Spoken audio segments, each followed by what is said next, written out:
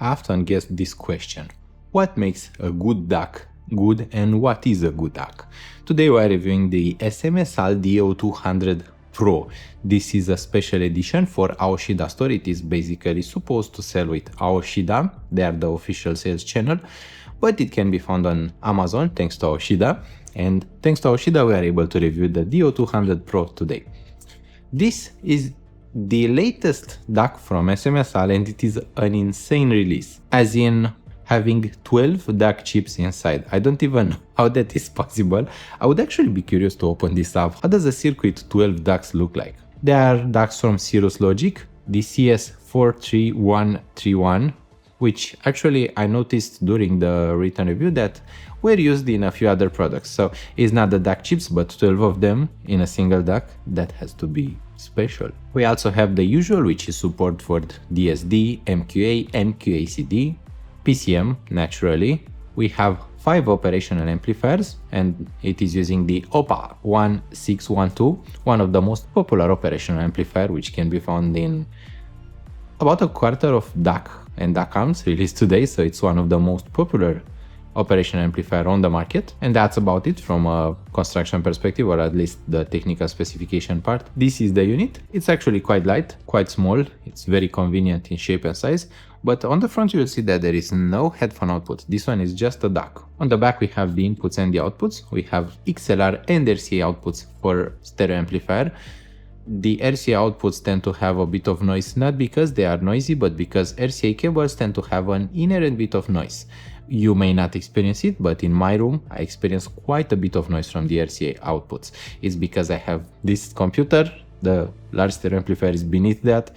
There is a lot of tech in this room for me, so I typically use XLR for no noise. There aren't a lot of audiophile XLR cables now that I think about it. It's likely because XLR cables from design have a lower noise. Use it if it's available, and if it is possible, it's free. It's right here, it's available on the unit. Moving forward, we do have the inputs and we have optical input, coaxial input, HDMI ARC, USB input, and a little antenna. We also have an on-off switch and a kettle plug. This means that the power converter is on the inside of the unit. We have a beautiful tiny display at the front and the volume wheel on which we can press. Because this is very important for a DAC, SMSL does bundle the DO200 Pro with a remote. This is a remote that we've seen many times before, and this is the RC8C remote. Every single DAC from SMSL tends to have RC8C, RC8A, I think, so you have to make sure that you're getting the correct remote if you lose it, but it's also included, so use it, it's free, you know, you are receiving it with the product. I tend to get into this kind of issue, myself at least, because I unpack so many products, I tend to have so many on my desk, so I typically just don't unbox the remote, I leave it in the box. And it's a hassle for me to change the volume using the volume wheel at the front. Speaking of the volume wheel, this is a digital controller for the volume wheel. You can see the digital volume on the display. It goes from about minus 50 decibels to 0. It shouldn't go higher than 0 because that's clipping. And it has a very good, very fine control for the volume. I like that. It's very, very good. Even at minus 48, for example, the channel separation is perfect. So this implementation is great for a system. You also have a little selector on the bottom for the max output level. I don't really know why this is here. I have to read a bit more, because you can select between 5V RMS or 4V RMS. And typically I believe that 4V RMS is the ideal. I don't know why there is a 5 option. I have tested it sonically before doing the video review and it doesn't really make a difference for the sound. The main reason you would purchase such a DAC is because you need a DAC for a stereo amplifier. For example, I'm using the KHS S300 Plus and it doesn't have volume control and it doesn't have a DAC either. So I need a DAC and I need volume control. DO200 Pro has both of them. I have installed the DO200 Pro in the listening system and the volume control is perfect. It doesn't really have a lot of DSP or stuff that I typically don't consider so useful, because for a large system I want to hear the DAC sound, the amp sound, and the speaker sound, not necessarily a DSP. If I wanted DSP, I would have applied it in the computer, you know. It's simpler and it typically results in a more controlled sound. Not necessarily better, there are some good implementations in DACs, but typically on the computer you have a finer degree of control on what the DSP does. With the DO200 Pro, I have noticed one of the most linear sounds that I've heard to date. So it is a unit that sounds absolutely dead linear. There is a balance and a linearity in the bass, in the mid-range, and in the treble that whatever is in, that goes out. There is a certain slight softness to the sound, which makes music more listenable, so you will not hear a fatiguing presentation from rock, from EDM, from pop. Everything will just be natural, enjoyable, and always fun. It has a fun factor where music is never stressful. It is always very refined and very mature in the hi-fi audiophile style. The soundstage tends to be on the wider side. It also goes much more in width, so it expands laterally, it expands, but not necessarily a lot in depth. The depth is pretty much natural. It doesn't really expand, but in width it goes like this, you know, everywhere. It's absolutely everywhere. The dynamic range is very good, but once again, that slight softness is present in the dynamic range too. So the sound is just generally a bit on the softer side, a bit on the less impactful and more gentle side of things. It tends to present music in a way where everything just sounds enjoyable, refined, and not fatiguing.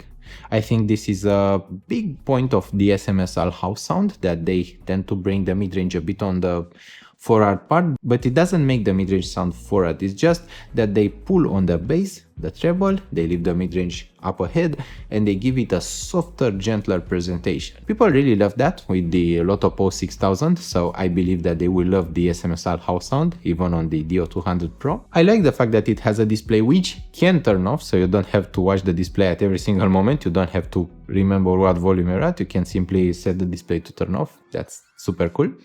Some other devices don't have that option, so the display on some other devices will always be on. I prefer it turning off where I'm not watching it, because I tend to watch movies.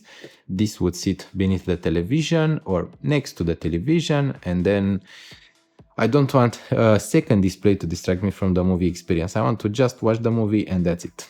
The DO200 Plus has a softer, gentler treble. It's smooth in texture. In fact, the whole sound is quite smooth in texture. You'd never hear a fatiguing part, a harsh part.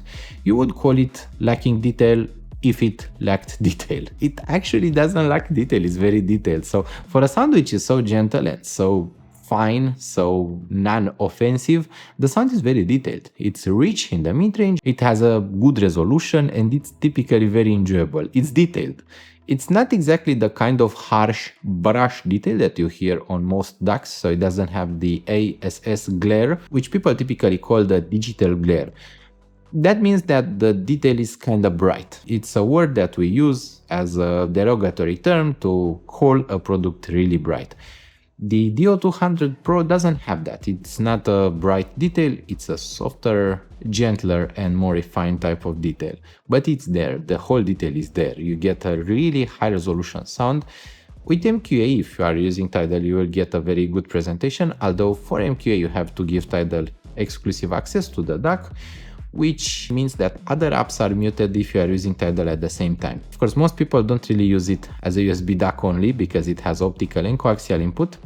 Those are functions that are really relevant. You always should check the footage and reviews if you want a more detailed technical impression, but the sound impression should stay the same. I took the sound notes already, I know how it sounds like, and I like to talk more about the sound part, the usage part in the video, and leave the technical side on the written part. I believe that for the price, the DO200 Pro, and the price is quite low, and if I didn't mention this at the start, the price is currently $399, pocket friendly. For this price, you can't really get a more resolute sound, you can get a better dynamic, and you can't really get a more quiet DAC. And this, actually I left this at the end, but it's the most important aspect of the DAC. Most DACs have a bit of noise to them. They do have either a humming noise from the toroidal transformer or from the DAC or from the operational amplifier. They have a background noise, a processing noise. For example, when it is connected to the computer, it tends to have some kind of specific noise. It's like an electronic, very distracting noise, or they just have some kind of noise. The DO200 Pro is one of the most dead silent DACs on the market. You don't hear any kind of noise with it. And that's the, I think, most important aspect with it. You will enjoy the DO200 Pro endlessly if you price this noise-free presentation. For example, with the KHS 300 Plus, which is right now here, the S300 Plus is really sensitive to noise because it always amplifies the sound at the maximum possible level. You will hear if the DAC has any kind of noise.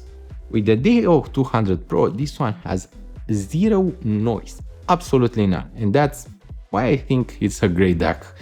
You will hear only the music, you will hear it in a gentle fashion, in a linear fashion, so good even for studio work, but also smooth, refined, and noise-free. I hope that my video reviews don't have any kind of noise or random rambling. I hope that you are having fun. Please do like the video if you found it interesting. I would really appreciate if you would subscribe to the channel, especially if you are enjoying the content and if you want to learn more about audio products. Thank you so much for watching, and I hope you have a lovely week out there. Bye bye.